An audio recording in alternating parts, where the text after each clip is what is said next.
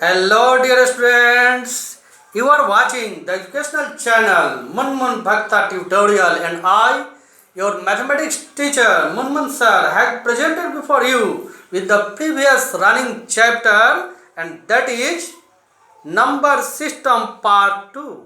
In the previous class we have already discussed about some numbers, and they are natural number, whole number, integers and fraction.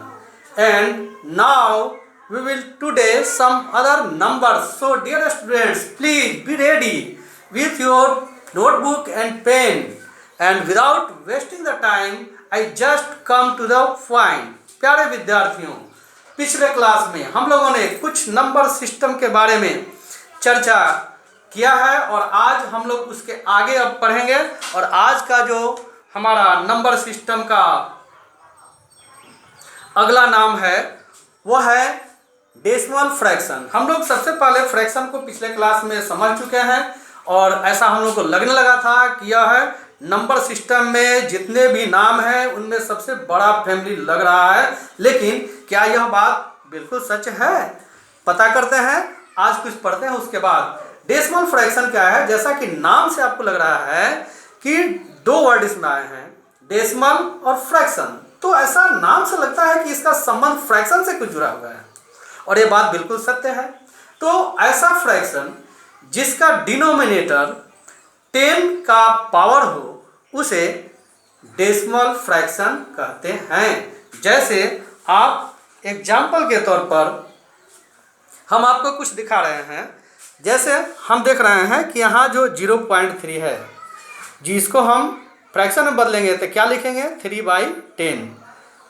Other example का देखेंगे हम, 0.15 है, इसको हम fraction में बदलेंगे तो 15/100 हो जाएगा। ये डेसिमल के बदले में 1 लगता है, 2 डिजिट है, 2 जीरो बैठाते हैं। फिर आगे 0.000 और 6 है, इसको जब हम फ्रैक्शन में बदलते हैं तो क्या आता है? 6/1 पर कितना जीरो? 4 जीरो, चूँकि डेसिमल के बाद 4 डिजिट यहाँ दिख रहा है, एक्सेट्रा।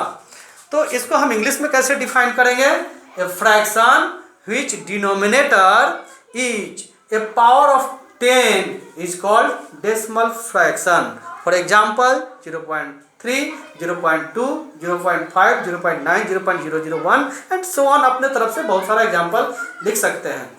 क्लियर? और इस तरह से अगर फ्रैक्शन से हम इसकी तुलना करें कि फ्रैक्शन में तो लगा था कि इसका बहुत बड़ा फैमिली है, तो डेसिमल फ्रैक्शन का भी फैमिली कोई कमजोर नहीं है। इसमें भी अगर हम 0.1, 0.2, 0.3 वगैरह वगैरह लिखते जाना, उसके बाद 1.1, 1.2 की कहानी शुरू होगी, तो ये उससे कोई कमजोर फैमिली नहीं लग रहा है, यानी कि ये बहुत बड़ा फैमिली लगता है।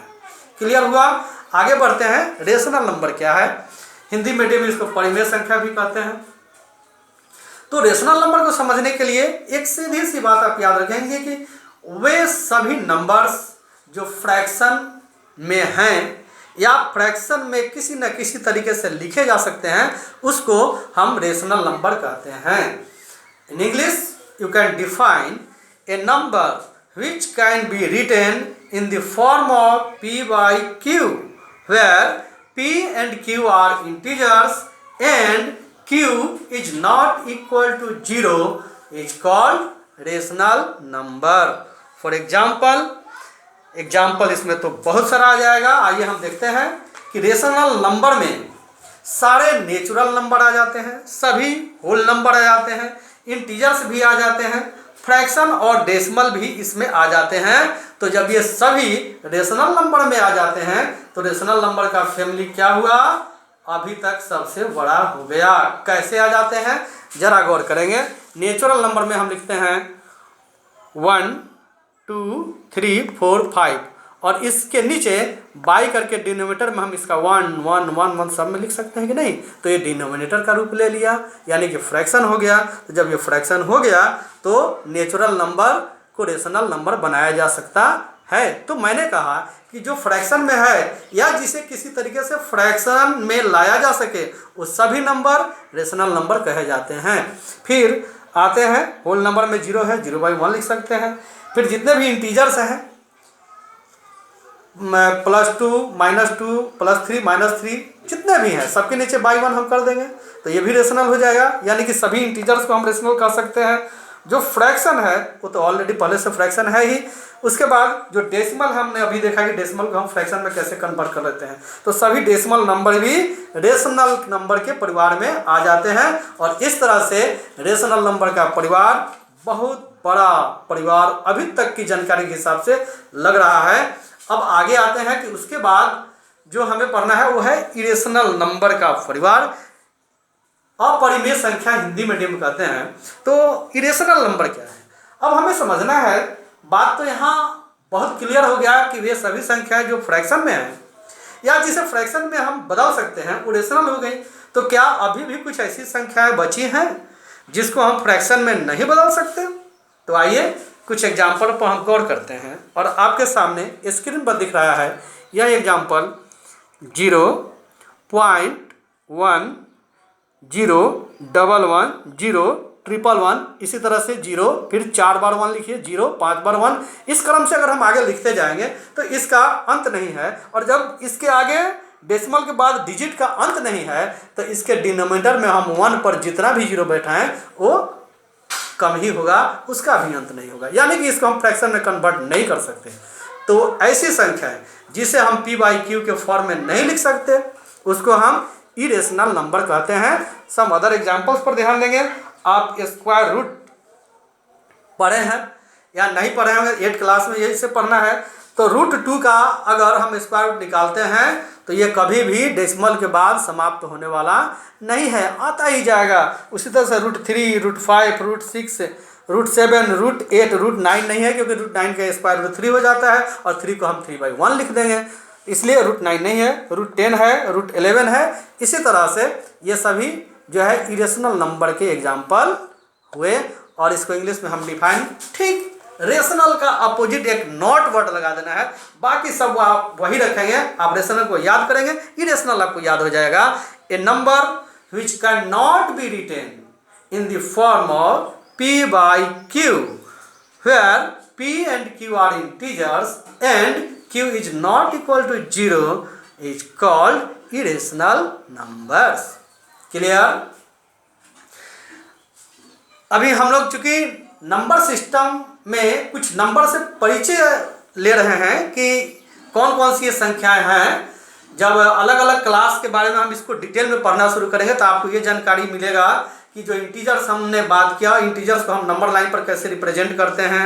रेशनल नंबर किस क्लास में पढ़ना है, रेशनल नंबर को भी नंबर लाइन पर कैसे रिप्रेजेंट करेंगे वो आपको सीखना पड़ेगा। और इरेशनल नंबर को भी नंबर लाइन पर हम कैसे रिप्रेजेंट करते हैं।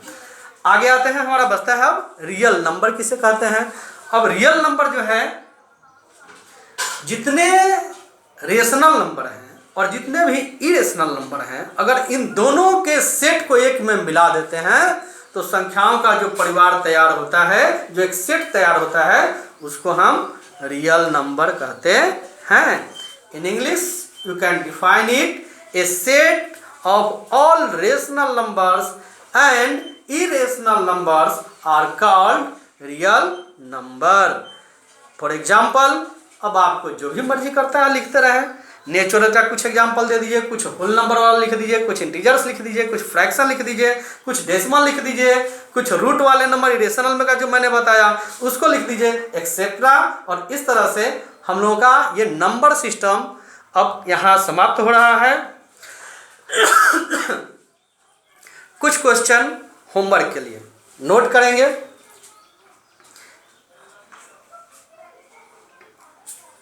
Define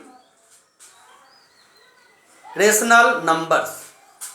number 2, define irrational numbers. Number 3, what are integers.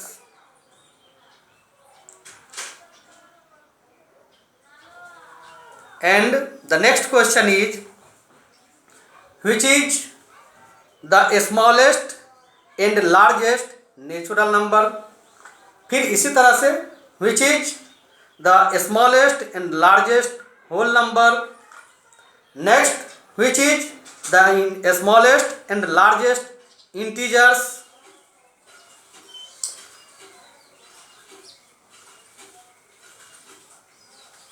बस आज के क्लास में इतना ही। फिर हम लोग इसके बारे में और डिटेल्स में, यानी कि नंबर लाइन पर कैसे रिप्रेजेंट किया जाता है, अगले क्लास में हम लोग इसको देखेंगे।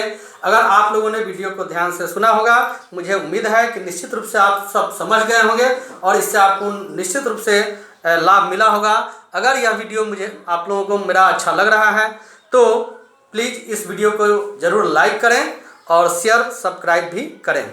थैंक यू क्लास को ध्यान से सुनने के लिए। मिलते हैं फिर अगले क्लास में। बाय।